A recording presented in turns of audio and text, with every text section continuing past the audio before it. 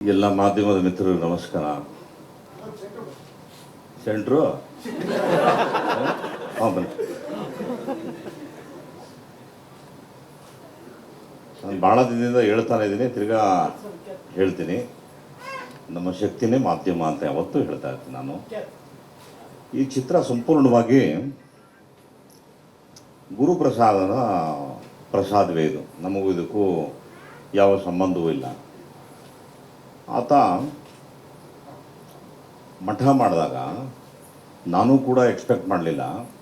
ಅದು ನನ್ನ 100ನೇ ಚಿತ್ರ ಆಗಿತ್ತು. ಆ 100ನೇ ಚಿತ್ರ ಇವರೇ ಮಾಡಬೇಕು ಅಂತ. ಅವತ್ತಿನ ಕೆಲವು ಮಾಧ್ಯಮದಲ್ಲಿ ಬರೆದ್ಬಿಟ್ರು, 100 ಸಿನಿಮಾ ಮಾಡಿದ ನಟೆಲ್ಲ ಹೋಗ್ಬಿಡ್ತಾರೆ, ಜಗ್ಗೇಶ್ ಅವ್ರು 100ನೇ ಸಿನಿಮಾ ಮಠ ಮಾಡ್ತಿದ್ದಾರೆ, ಡೆಫಿನೆಟಾಗಿ ಇವ್ರು ಮಠ ಸೇರೋಕ್ಕೆ ತಯಾರು ಅನ್ನೋ ಥರ ಅಂದು ನಾನು ತುಂಬ ಹೆದರ್ಕೊಬಿಟ್ಟಿದ್ದೆ. ಏನು ಈ ಥರ ಹೇಳ್ಬಿಟ್ರಲ್ಲ ಅಂತ. ನೋಡಿದ್ರೆ ಆ ಚಿತ್ರ ಅವತ್ತಿನ ಕಾಲಕ್ಕೆ ತುಂಬಾ ದೊಡ್ಡ ಯಶಸ್ಸು, ಜೊತೆಗೆ ಆರ್ಥಿಕವಾಗೂ ಅಷ್ಟೇ ತುಂಬ ದೊಡ್ಡ ಮಟ್ಟದಲ್ಲಿ ಬಂತು. ಅದಾದ ಮೇಲೆ ಸುಮಾರು ವರ್ಷ ಗ್ಯಾಪ್ ಆದಮೇಲೆ ಎದ್ದೇಳು ಮಂಜುನಾಥ ಅನ್ನೋ ಒಂದು ಸಿನಿಮಾ ಮಾಡೋದು. ನನಗೆ ಆ ಸಿನಿಮಾ ಇವತ್ತೂ ಕೂಡ ಎಂಥ ಮನಸ್ಸಲ್ಲಿ ಕೂತ್ಬಿಟ್ಟಿದೆ ಅಂದರೆ, ಲೊಕೇಶನ್ನು ಅತ್ಯಜ್ಯ, ಇಲ್ಲಿಂದ ನಡ್ಕೋದ್ರೆ ಪಕ್ಕದ ರೋಡು, ಮೇಕಪ್ ಎಲ್ಲ ನಮ್ಮ ಮನೇಲೆ, ಎಲ್ಲ ನಮ್ಮ ಟೆಕ್ನಿಷಿಯನ್ಸ್ ಎಲ್ಲ ರೋಡಲ್ಲೇ ಕೂತ್ಕೊ ಊಟ ಮಾಡಿವೋ, ಭಾಳ ಚೆನ್ನಾಗಿತ್ತು. ಆಮೇಲೆ ಹೇಳಿ ಮಾಡಿಸಿದಂಥ ಒಂದು 2 ಮನೆ ಸಿಕ್ತು. ಎಷ್ಟು ಚೆನ್ನಾಗಿತ್ತು ಅಂದರೆ ಅದು ಇವತ್ತು ನನ್ನ ಮೈಂಡಿಂದ ಆಚೆ ಹೋಗಿಲ್ಲ, ಅಷ್ಟು ಬ್ಯೂಟಿಫುಲ್ಲು. ಆ ಒಂದು ಚಿತ್ರ ಒಂದು ಸೆಂಟಿಮೆಂಟು ಇದೆ, ಭಾಳ ಬ್ಯೂಟಿಫುಲ್ ಸೆಂಟಿಮೆಂಟ್ ಇದೆ. ಅದು ಇವನಿಗೂ ಹೇಳಿಲ್ಲ ನಾನು. ಈತ ಎದ್ದೇಳು ಮಂಜುನಾಥ ಮಾಡಿದಾಗ ಸ್ವಲ್ಪ ಡಿಲೇ ಆಗ್ತಾಯಿತ್ತು. ನಾನು MLA ಎಲ್ಲ ಮುಗಿದಿದ್ದೆ. ಶೂಟಿಂಗ್ ಟೈಮಲ್ಲಿ MLA ಆಗಿದ್ದೆ. ಈ ಸಿನಿಮಾ ಟೈಮಲ್ಲಿ MLC ಆದೆ. ನೋಡಿ, ಇವಾಗ ರಂಗನಾಯಕ ಗುಮ್ತಾವನೆ, ಈಗ ರಾಜ್ಯಸಭೆಗೆ ಹೋಗಿದ್ದೀನಿ, ಅಂದರೆ ಕಾಕ್ತಾಳ್ಯ 2 ಸೇರ್ಕೊಂಡು. ಹಾಗೆ ಈ ಥರ ಒಂದು ರೀತಿ ಲಕ್ಕಿ ಫೀಲ್ ನನಗೆ. ಆಮೇಲೆ ಜಗಮಂಡ, ಯಾರ ಮಾತು ಕೇಳಲ್ಲ, ದೇವ್ರು ನಿನ್ನ ಕಾಪಾಡು ನನ್ನ. ಏನ್ರಿ,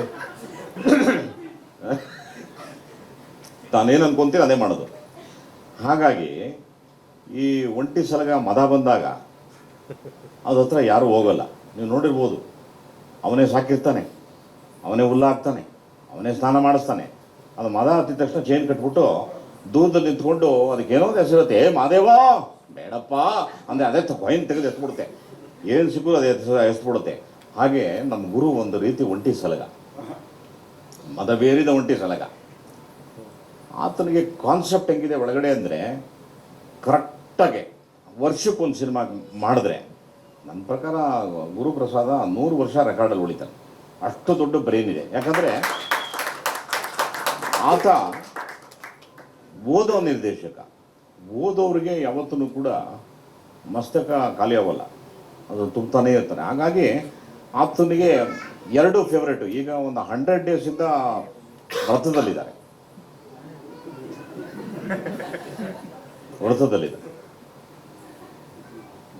ಇದ್ದಾರೆ. ಅವ್ರ ವ್ರತದಲ್ಲಿ ಇರಲಿ ಇಲ್ಲದೆ ಹೋಗಲಿ, ಅವ್ರ ಜೊತೆ ಪುಸ್ತಕ ಅಂತೂ ಇರುತ್ತೆ. ಅದು ಒಂದು ಅದ್ಭುತ ಗುಣ. ಸೊ ಹಾಗಾಗಿ ಆತನಿಗೆ ಒಂದು ಕಾನ್ಸೆಪ್ಟ್ ಅಂತ ಬಂದರೆ ಭಾಳ ಹಠದಿಂದ ನನಗೆ ಇದೇ ಬೇಕು, ನನಗೆ ಹಿಂಗೇ ಇರಬೇಕು ಅನ್ನೋದು. ನನಗೆ ಒಂದು ಬೆನಿಫಿಟ್ ಈತನ ಹತ್ರ ಏನು ಅಂದರೆ, ಸ್ವಲ್ಪ ನಾನು ಕೆಲವು ಸೀನ್ಗಳು ಇದ್ದಾಗ ಸ್ವಲ್ಪ ಅದು ಇದು ಆ ಕಡೆ ಈ ಕಡೆ ಅಡ್ದಾರಿ ಇಡೋ ಸವಾಸಗಳಿದ್ದಾವೆ ನಂದು. ಅದು ಆತನಿಗೆ ಇಷ್ಟ ಆಗ್ಬಿಟ್ಟು ನಗ್ಬಿಡ್ತಾನೆ ಜೋರಾಗಿ. ಅವ್ನು ನಗದು ಹೆಂಗಿರುತ್ತೆ ಅಂದರೆ 125 ಕಿಲೋಮೀಟರ್ ಕೇಳುತ್ತೆ, ಅಷ್ಟು ಜೋರ ನಗ್ತ. ಆತ ನಗ್ದಾಗ ಹಂಗೆ ನಾನು ಅನ್ಕೊತೀನಿ, ಓ ಈ ಸೀನು ಸಕ್ಸಸ್ ಆಗುತ್ತೆ. ನನಗೆ ಇಷ್ಟ ಆಗಿಲ್ಲ ಅಂತ ತಿಳ್ಕೊಳ್ಳಿ, ಈ ಹಳ್ಳೆಣ್ಣೆ ಕುಡ್ದವ್ರ ಮಕ ನೋಡಿದವಲ್ಲ, ಅಣ್ಣ ಒಂದಣ್ಣ ಪ್ಲೀಸ್ ಅಂದ್ಬಿಡ್ತಾನೆ.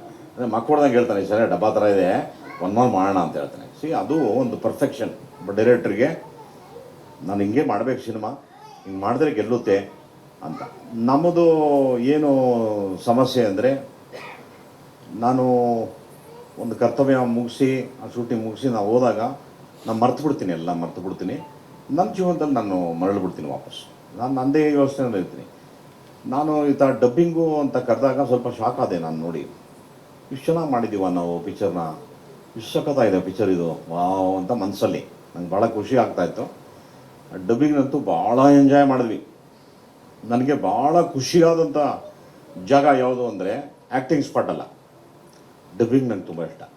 ಆ ಡಬ್ಬಿಂಗಲ್ಲಿ ಎಲ್ಲರೂ ಭಾಳ ಅರಿಬಿರಿನಲ್ಲಿ ಬರ್ತಾರೆ, ಒಪ್ಪಿಸ್ಬಿಟ್ಟು ಹೊರಟೋಗ್ತಾರೆ. ನಾನು ಹಂಗಲ್ಲ, ನಾನು ರಿಕ್ವೆಸ್ಟ್ ಮಾಡ್ಬಿಡ್ತೀನಿ, ನಾನು ಒಂದು 4-5 ದಿನ ಡಬ್ಬಿಂಗ್ ಮಾಡಬೇಕು ಸಹಕರಿಸಿ ಅಂತ ನಾನು. ಯಾಕೆಂದರೆ ನಾವು ಎಷ್ಟು ತಪ್ಪುಗಳನ್ನು ಮಾಡಿರ್ತೀವಿ, ಅದು ಡಬ್ಬಿಂಗಲ್ಲಿ ಮಾತ್ರ ಅದನ್ನು ಮುಚ್ಚಾಕೋಕ್ಕೆ ಸಾಧ್ಯ, ಇನ್ನೆಲ್ಲೂ ಮಾಡೋಕ್ಕಾಗೋಲ್ಲ.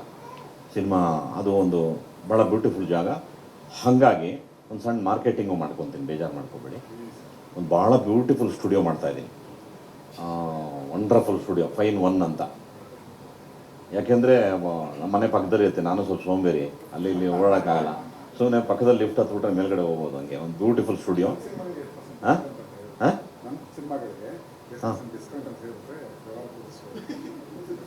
ನಾನು ನೀವು ಬೇರೆ ಕೇಳಿಸ್ತು ಇಲ್ಲ ಇಲ್ಲ ಇಲ್ಲ, ಅದು ಪಾಲಿಟಿಷಿಯನ್ಸ್ಗೆ ಇರುತ್ತೆ, ನನಗಿಲ್ಲ. ನಮ್ಮವರು ಅಂದರೆ ಅದು ಬೇರೆನೇ ಇರುತ್ತೆ, ಅದು ನಿಮ್ಮದು ಅಂತ ಅನ್ಕೊತೀನಿ. But you will enjoy. ಮನೆ ಇದ್ದಂಗಿರುತ್ತೆ. ಅವನ ಮೇಲೆ ಹತ್ತುಬಿಟ್ರೆ ಯಾರ್ದು ಕಾಟ ಇರೋದಿಲ್ಲ, ಸುತ್ತಲೂ ಮರ ಗಿಡಗಳು ಕಾಣುತ್ತೆ ನಿಮಗೆ, ಭಾಳ ಬ್ಯೂಟಿಫುಲ್ ಆಗಿರುತ್ತೆ. ಸ್ವಲ್ಪ ಸಿನಿಮಾದವ್ರು ದಮ್ಮೋಡಿ ಅವ್ರ ಶ್ವಾಸ ಜಾಸ್ತಿ ಅಂತೇಳಿ ವೆಂಟಿಲೇಷನ್ ಚೆನ್ನಾಗಿ ಮಾಡಿದ್ದೀನಿ, ತುಂಬ ಚೆನ್ನಾಗಿರುತ್ತೆ. ಇದು ನಿಮ್ಮಿಂದ ಅಲ್ಲೋಗಿ ಸೇರ್ಕೊಬಿಡ್ಲಿ, ಮುಂದೆ ನಮ್ದು ಏಪ್ರಿಲ್ ಓಪನ್ನು ಗೊತ್ತಾಗ್ಬಿಡ್ಲಿ. ಅದಕ್ಕೆ ಜಗ್ಗೆ ಸ್ಟುಡಿಯೋ ಅಂತ ಸಿಗ್ತಾರೆ. ಸೊ ಹಾಗಾಗಿ ಡಬ್ಬಿಂಗು ಅನ್ನೋದು ನನಗೆ ಭಾಳ ಇಷ್ಟವಾದ ಜಾಗ. ಅಲ್ಲಿ ನಾವು ಭಾಳನೇ ಎಂಜಾಯ್ ಮಾಡ್ತಾ ಒಂದೊಂದು ಅಕ್ಷರವನ್ನು ಜೋಡಿಸ್ತಾ ಇದ್ವಿ. ಹಿಂಗಂದ್ರೆ ಹಿಂಗೆ, ಹಿಂಗಂದ್ರೆ ಹಿಂಗೆ. ಅದಕ್ಕೆ ಉದಾಹರಣೆಗೆ ಒಂದು ತಾತ ಅಂತ ಸೇರಿಸಿದ್ವಲ್ಲ ಎಲ್ಲ ಒಂದು ಕಡೆ, ಅಲ್ಲಿ ಇರಲೇ ಇಲ್ಲ. ಅಲ್ಲಿ ಒಂದು ಏಯ್ ತಾತ ಅಂತ ಅಂದ್ಬಿಟ್ಟು ಅದು ಆ ಥರ ಸಣ್ಣ ಪಂಚಸ್ ಎಲ್ಲ ಭಾಳ ಅದ್ಭುತವಾಗಿ ಡಬ್ಬಿಂಗಲ್ಲಿ ಮಾಡೋಕ್ಕೆ.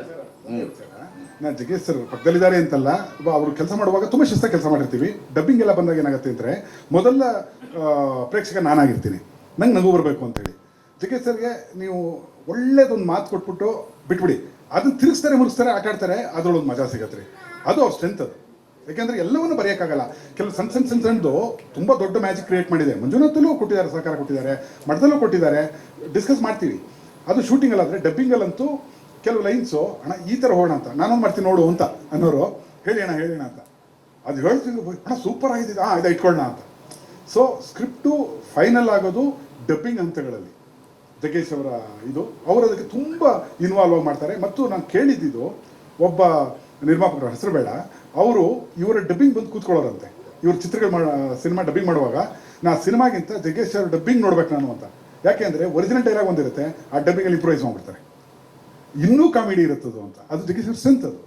ಅದನ್ನು ಎಲ್ಲೂ ಪಬ್ಲಿಷ್ ಆಗಿಲ್ಲ. ಅದು ಅವ್ರನ್ನ ಸಿಗಲ್ಲ, ಡಬ್ಬಿಂಗ್ ಅವ್ರದ್ದು ಇವತ್ತೆಲ್ಲೂ ಹಾಕ್ಕೊಂಡಿದ್ದಾರೆ ಅಂತ. ಆ ಸ್ಟುಡಿಯೋ ಆಕಾಶಲ್ಲಿ ಅವ್ರದ್ದು ಅಂತ ನಾನು ಹೋಗಿ ನೋಡ್ತಾ ಇದ್ದೀನಿ, ದೂರ ನಿಂತ್ಕೊಂಡು ನೋಡಿ ಎಂಜಾಯ್ ಮಾಡ್ಬಿಟ್ಟು ಬರ್ತಾರೆ.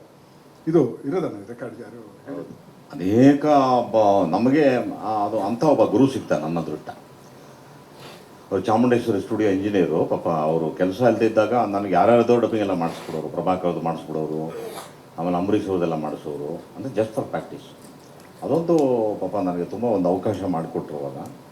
ಹಾಗೆ ಡಬ್ಬಿಂಗು ಅನ್ನೋದು ಒಂದು, ಈ ಚಿತ್ರ ನಾನು ಆ ಹಂತದಲ್ಲಿ ನೋಡಿದಾಗ ನನಗೆ ಯಾವಾಗ ತುಂಬ ಸಂತೋಷ ಆಗುತ್ತೆ ಅಂದರೆ, ಜನ ನನ್ನ ಚಿತ್ರಕ್ಕೆ ಬಂದು ಚೆನ್ನಾಗಿ ಮನಸ್ಫೂರ್ತಿ ನಕ್ಬಿಟ್ಟಾಗ ಭಾಳ ದೊಡ್ಡ ಖುಷಿ ಆಗ್ಬಿಡುತ್ತೆ ನನಗೆ.